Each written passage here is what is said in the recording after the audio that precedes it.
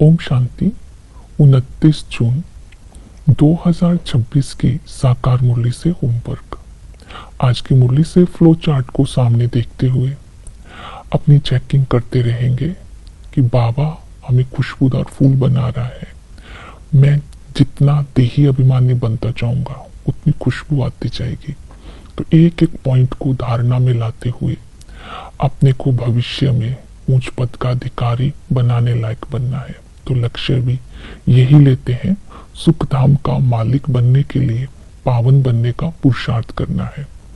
आज हम स्वमान लेते हैं, मैं तपस्वी मूर्त आत्मा हूँ। अंतर्मुक्ता की गुफा में बैठकर एक रस स्थिति पर विराजमान होकर देह भान का त्याग कर एक बाप की याद से पुराने संस्कार, पुराने स्वभाव को भस्म करके अपने तपस्वी स्वरूप को प्रत्यक्ष कर रहा हूँ। इस स्मृति में सारा दिन रहना है। स्थिति एक रस हो, बाप की याद हो, देही का भान हो, पुराने संस्कारों से मुक्त हो, तो तपस्वी स्वरूप प्रत्यक्ष होगा। तो प्रैक्टिकल में होमवर्क करते हैं। सच्चे परवाने की विशेषता क्या है? सच्चा परवाना उसको बोलते हैं जो क्षमा पर फिदा हो जाता है, अर्थात जो निराधार रहता है, जो इच्छा मात्रम अविद्या स्थिति में रहता है, जो सदा ही एक के लव में लीन रहता है। वो बाबा के लव में लीन होने के कारण प्राप्ति संपन्न होता है, भरपूर होता है। तो ऐसा परवाना जो सदा ही बाबा के लव में लीन है, वो दूसरी आत्माओं को भी प्राप्ति कराता है, इसलिए वो निराधार भी होता है। और भी विशेषताएं हैं तो चिंतन करेंगे। आज हम पुरुषार्थ करते हैं पावन बनने का। पावन बनने के लिए पहले है समर्पणता। समर्पणता के लिए बाबा ने कहा सुदामा मिसल चावल चपटी देकर महल लेने हैं।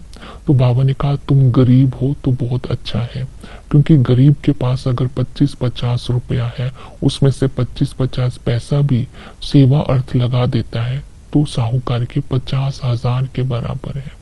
तो बाबा का कहने का भाव ये है, अपना गृहस्थ संभालते हुए कुछ ना तन मन धन से कुछ ना कुछ यज्ञ में बीज बोना जरूरी है, तो ही भविष्य में कुछ प्राप्ति हो सकती है।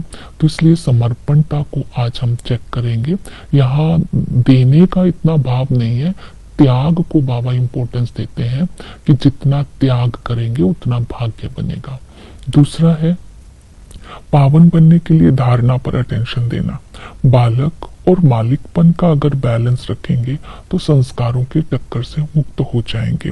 किसी भी फालतू बातों में अपना समय वेस्ट नहीं करना है। देही अभिमानी हो करके हर बात को सुनना और दूसरों को सुनाना है। जब देही अभिमानी होकर दूसरों को सुनाएंगे तो दूसरे को भी तीर लगेगा। तो इसके साथ साथ बाबा ने ये भी धारणा का पॉइंट बताया है कि देह अभिमान की बदबू तब निकलेगी जब आत्मा समझकर आत्मा से बात करते रहेंगे। तो जितना जितना श्रीमत पर चलते जाएंगे उतना उतना श्रेष्ठ पद के अधिकारी बनते जाएंगे, क्योंकि श्रीमत श्रेष्ठ बनाने के लिए दी जाती है। और बाप को अपना सच्चा सच्चा पोता मेल भी देंगे। बाप के साथ ऐसा कोई बाप का बनकर ऐसा कोई कर्म नहीं करना है जिससे सजा की भागीदार बन जाए। तो ये सारी धारणाओं को आज अटेंशन में रखना है। फिर है निर्विकारी बनना। तो बाबा स्मृति दिलाते हैं तुम्हारा ये जन्म तो देवताओं से भी ऊंच है, इसलिए तुम्हें पवित्र जरूर बनना है। पवित्र बनने की विधि बताई, खुशबूदार फूल। तो खुशबूदार फूल वो होते हैं जो अनेकों को खुशबूदार फूल बनाते हैं, अर्थात उनकी खुशबू चारों ओर फैलती है। खुशबूदार फूल बनने का आधार है देही अभिमानी स्थिति। अगर देही अभिमानी स्थिति होगी तभी हम आत्माओं को निर्विकारी बना सकते हैं। देह अभिमान होगा तो आत्मा से खुशबू निकल जाएगी, ताकत नहीं रहेगी और आत्मा वापस नहीं जा सकती। तो इसलिए पावन बनने के लिए आत्मा को खुशबूदार फूल बनाना, अर्थात आत्मा के अंदर अनादि और आदि गुणों को भरना है। दूसरी विधि बताई ईश्वरीय औलाद। इस स्मृति में रहना है। संगम युग पर हम बच्चे ईश्वरीय औलाद बनते हैं, पूरा पूरा बाप पर बलि चढ़ते हैं। तो अपने मर जीवा जन्म को स्मृति में रखना है। हम शम्मा पर फिदा होने वाले सच्चे परवाने हैं। मरना अर्थात एक के लव में लीन रहना, पुरानी दुनिया पुराने संस्कारों को से अपने आप को मुक्त रखना, तो पवित्रता की धारणा होगी। फिर है माया जीत। बाबा ने कहा माया के तूफान बहुत आएंगे, अपने को बचाना है। आधा कल्प आप माया के बने रहे हैं, इसलिए माया विघ्न जरूर डालेगी। अगर सावधानी दी, अगर माया की मत पर चलेंगे तो 100% दुर्भाग्यशाली बन जाएंगे। माया के मत पर चलने से दुखी होंगे, माया फिर और ही पछाड़ेगी। इसलिए माया पर विजय प्राप्त करने के लिए उसकी विधि बताई, अशरीरी बनो। अशरीरी बनने का अभ्यास करना है कि बाबा ने कहा तुम अशरीरी थे, इस शरीर के द्वारा पाठ बजा रहे हो, फिर तुम्हें अशरीरी बन करके वापस जाना है। जितना अशरीरी का अभ्यास होगा उतना ही आत्मा के अंदर खुशबू भरती जाएगी और वो दूसरों को भी खुशबूदार फूल बनाएंगे। फिर इसके साथ बाबा ने देही अभिमानी बनने के साथ साथ खुशबूदार फूल बनने के साथ साथ बाबा ने अटेंशन दिलवाया सेल्फ रिफ्लेक्शन का। अपनी चेकिंग करनी है, मुझ आत्मा में कहाँ तक खुशबू भरी है, अर्थात मैं दूसरों को खुशबू कहाँ तक देता हूँ और अपना समय फालतू बातों में व्यर्थ तो नहीं गवाता हूँ। इस जीवन में मैंने कितना पाप और कितना पुण्य किया, अपनी चेकिंग करनी है। और जो कितनों को बाबा ने कहा कि अपने जैसा बनाया है, ये भी चेकिंग करनी है। तो ये रिफ्लेक्शन अपने अंदर करनी है। फिर है याद। एक बाप की याद से ही आत्मा के विक्रम विनाश होंगे, इसलिए कहते हैं मन मना भव मध्य जीव भव। जब हम याद में रहेंगे तो मध्य जीव भव स्वतः ही हो जाएंगे। तो याद करने की विधि बताई, यथार्थ पहचान। हम आत्मा है, आत्मा सूक्ष्म में स्टार मिसल है। आत्मा के अंदर 84 जन्मों का पाठ है। आत्मा एक शरीर लेकर के दूसरा, एक शरीर छोड़कर दूसरा शरीर लेती है। आत्मा शरीर के बिना बोल नहीं सकती है। ऐसे ही परमात्मा है, परमात्मा भी अशरीरी है। आत्मा और परमात्मा, जो आत्मा शब्द यूज करते हैं, आत्मा ना मेल होती है ना फीमेल होती है, इस तरह परमात्मा भी ना मेल है ना फीमेल है। लेकिन परमात्मा भी ब्रह्मा के शरीर के द्वारा हमें सत्व प्रधान बनाते हैं, हमें पावन बनाते हैं। इसलिए उनको हेवनली गॉड फादर कहते हैं, क्योंकि आदि सनातन देवी देवता धर्म की स्थापना करते हैं, हेवन की स्थापना करते हैं। उनके साथ ही आत्मा के सारे संबंध है।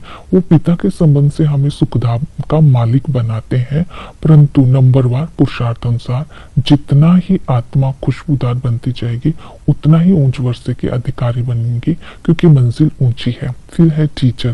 टीचर ज्ञान का सागर है, वो हमें नॉलेजफुल बनाते हैं।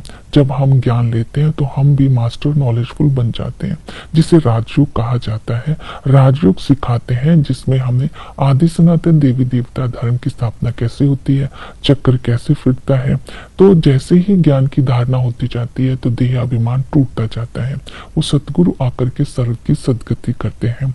तो इस तरह तीसरी विधि बताई अमृत वेला। सवेरे सवेरे उठकर जब हम बाप को याद करते हैं तो सारा दिन हमारी याद रहेगी। तो इस तरह हम कर्म योगी बन करके बाप की याद रहेंगे। तो घड़ी घड़ी बाप को याद करने पर अटेंशन देना है, अर्थात कर्म योगी बन करके रहना है, निरंतर याद में रहना है और अमृत वेला जरूर करना है।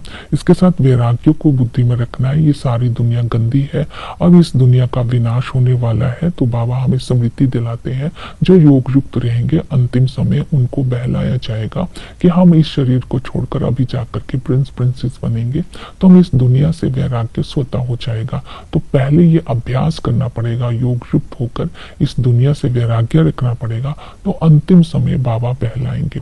इसके साथ साथ सतयुग के लिए बाबा ने सेवा के लिए बाबा ने बोला कि बताना है कि आत्मा कभी भी निर्लेप नहीं होती है।